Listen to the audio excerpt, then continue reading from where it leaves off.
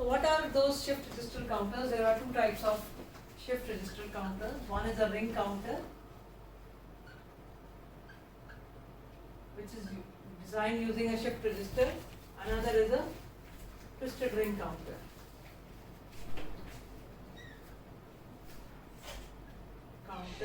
Or it is also called Johnson counter, or it is called switch tail counter. These are the three names given to this counter. So first we will talk about the ring counter. The ring counter is a shift register counter which is used for generating the timing signals, which are to actually perform the operations. If you want to perform 4 operations, you can generate 4 timing signals. So, but we have to decide how many flip-flops will be used for generating those timing signals. So what we do is, we just use shift register, it's a shift register counter, we'll use D flip-flop first. And all the flip-flops will be triggered simultaneously. This is first thing. So we have a 4-bit ring counter here, whose the number of flip-flops being used are 4.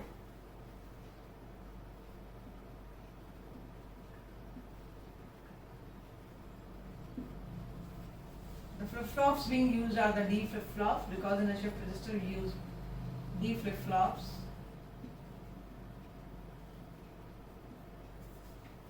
They can be positive edge triggered, they can be negative edge triggered. Let's draw a negative edge triggered.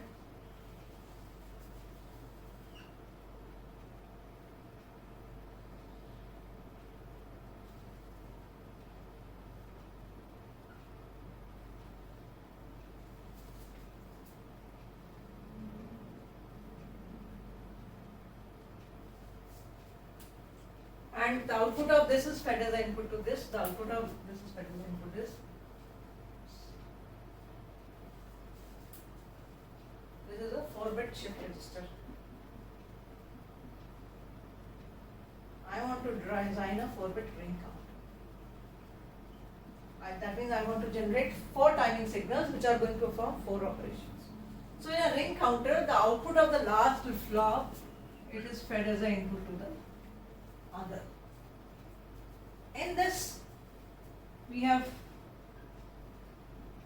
out of the 4 flip-flops, only one clock.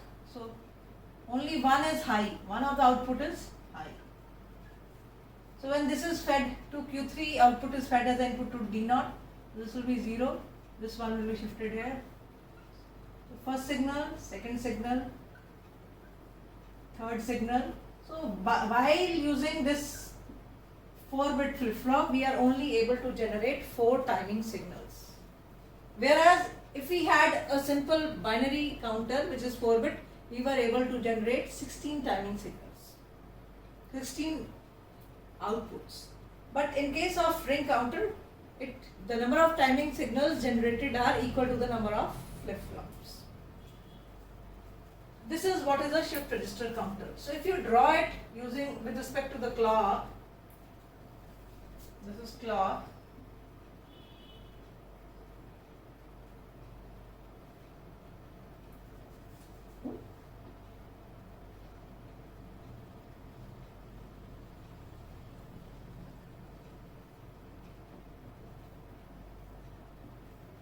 One output is always high, Q0 is always high, suppose this is high,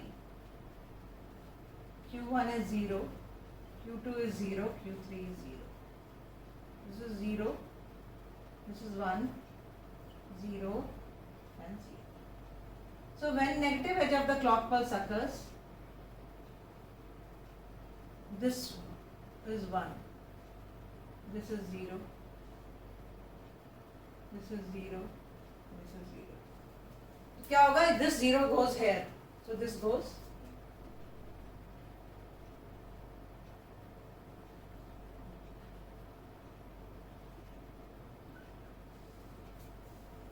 This 1 goes here. This is 0, it remains here. And and this is 0, it remains.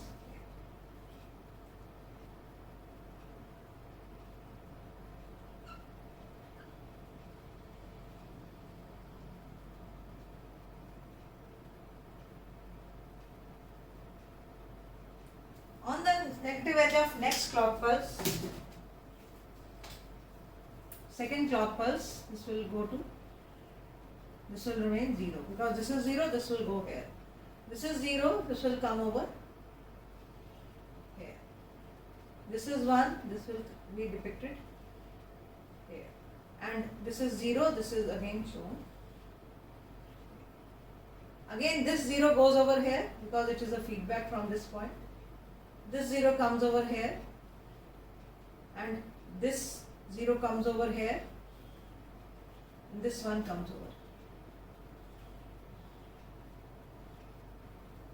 Then on next clock edge, this 1 comes over here. This is 0, it remains 0. This is 0, this remains 0, and this is 0. So after every clock pulse, the same signal is being repeated. So we are able to generate 4 timing signals using a ring counter, and which one of the outputs of a flip-flop is kept high and others are kept 0, and then it is actually given back and keeps on shifting towards the right. So you can see that signal is being shifting towards the right. So if it is 0, 0, 0, 1, it will perform one function. If it is Q1 is 1, it performs another function. If Q2 is performed, it will perform another function. So in case of a ring counter, if you are using 4 flip-flops, n flip-flops, it is going to generate n timing signals. But it is, whereas in case of binary counter, it will have 2 raised per n states, and this is having 4 states. So it's a mod 4 ring counter. This is a mod 4 ring counter because it has 4 states. Another way of generating this is by a, you can have a 2-bit counter, simple. It will generate 2 bits. And these 2 bits are given to a decoder, which will generate 8 timing signals.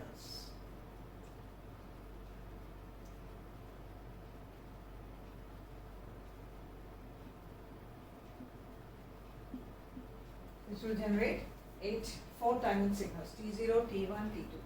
So at one time this will be high, at one time this will be high, at one time this will be high, at one time. So at 4 different timings, your T0, T1, T2, T3 for these combinations will be high. This is a 2-bit counter. 2-bit counter, that means there will be 2 bit counter which will generate 0, 0, 0, 1, 1, 0, 1, 1, and when the 0, 0 occurs, this will be high. When 0, 1 occurs, this will be high. When 1, 0 occurs, this will be high. When 1, 1 occurs, T3 will be high. So the same thing can be generated using this combination also. So this was all about a ring counter. Second thing is we have a twisted ring counter. This was a ring counter, 4-bit ring counter. Then we have a twisted ring counter.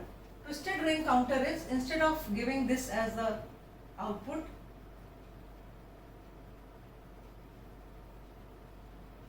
the complemented output of the last flip-flop is being fed as an input to the first one. So this will be a twisted 4-bit twisted ring counter. So in this, how many states are there? Let's see.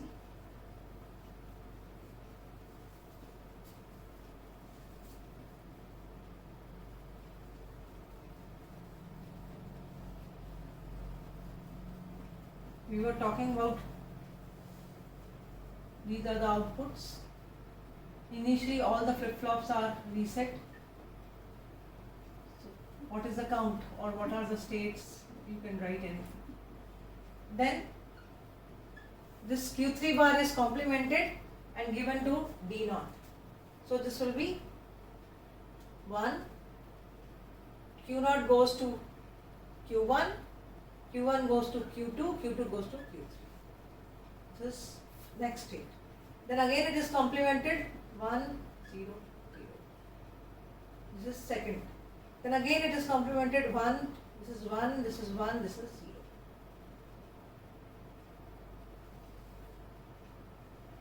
Then again it is complemented 1, 1, 1, 1. Then again it is complemented 0, 1, 1, 1. Again complemented 0, 0, 1, 1. 0, 0, 0, 1 and 0, 0. So how many states? The total number of states will be 8. So for a 4-bit twisted ring counter, the total number of states are 8. So it is a mod 8.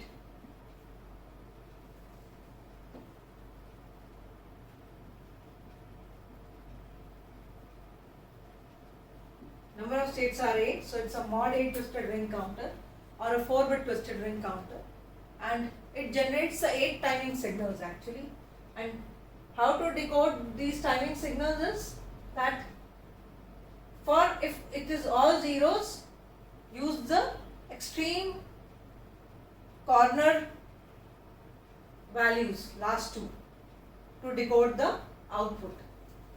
These are the all zeros values, so Q0 bar and Q3 bar will be able to decode the output. All ones way, Q0 and Q3 will be able to decode the output. And if it is this, then either 1 0 or 0 1 will able to decode the output. Use these combinations to decode the outputs. So it is Q0, Q1 bar, Q1, Q2 bar, Q2, Q3 bar. So where we don't have all the zeros and ones combinations, make use of 1 0 or 0 1 combinations to decode the final output. Then this is the combination, which is Q0 bar Q1. Take 0 1 combination together, Q1 bar Q2.